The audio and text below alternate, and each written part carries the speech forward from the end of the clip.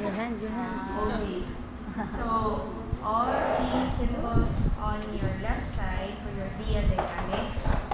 On your right side, that's for your electrical stimulation.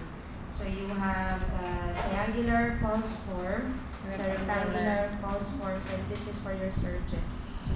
Okay, for tetanic contractions. And then you have your on and off switch.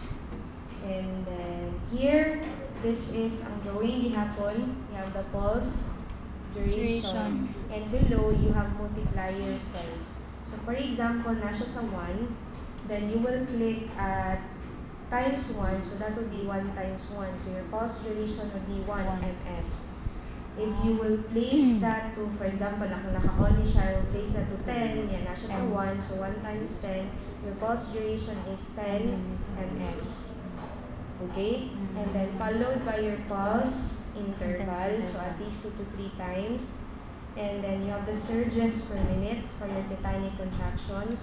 So the same thing, if you will have 4 here, you will have 4 tetanic contractions for a minute. Okay? Wala na siya, guys.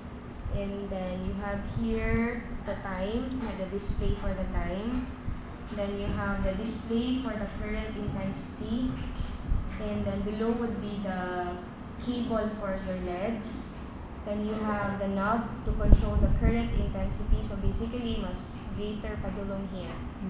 And then below, to control the polarity.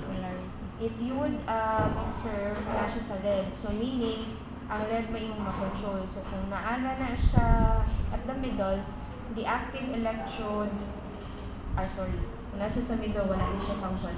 If you want the red to be the anode, so ianan mo sa positive. Okay? But if you want the red to be the active electrode, siya ianan sa negative. Okay? Again. So you have your dynamics. Then for your ES, you have triangular, rectangular, and surges. You have the on and off switch. Then you have the pulse duration, the multiplier, then you have use the switch. Then you have the pulse interval, surges per minute. And then display for the current intensity.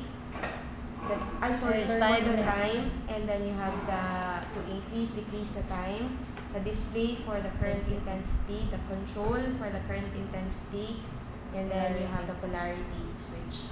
Okay? So, kung ato na siya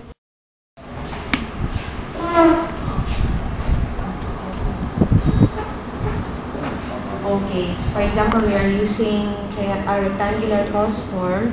So let's say, ibutan na to siya at 3.